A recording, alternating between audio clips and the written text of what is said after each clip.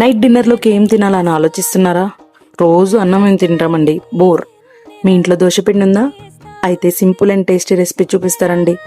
ఆ దోశపిండిలోకి సన్నగా కట్ చేసుకున్న ఆనియన్స్, కరివేపాకు, అలాగే పచ్చిమిర్చి కూడా వేసి కలిపేయండి. అలాగే హెల్తీగా కలర్ఫుల్గా ఉండడానికి క్యారెట్ తురుము కూడా వేసుకోండి. వేసుకున్నాక కొంచెం ఉప్పేసి మంచిగా కలుపుకొని పక్కన పెట్టుకోండి.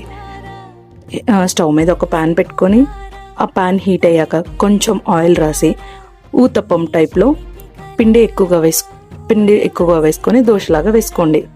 వేసుకొని దానిపైన కొంచెం ఆయిల్ వేసి మూత పెట్టండి. మూత పెట్టాక ఒక 5 minutes వెయిట్ చేయండి. కంగారు అక్క ముందే తీసారో అతుక్కుపోద్ది.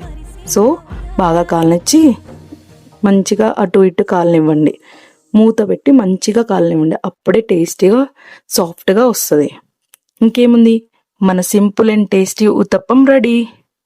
ఈ ఊతప్పంకి కాంబినేషన్ మీ మామిడికాయ కారం, పెరుగు కలిపి తింటాము. ఈ కాంబినేషన్ మీరు ట్రై చేస్తే ఎలా ఉందో కామెంట్ చేయండి. అలాగే నా వీడియో నచ్చినట్లయితే లైక్ చేయండి, షేర్ చేయండి, సబ్స్క్రైబ్ చేయండి. Thank you.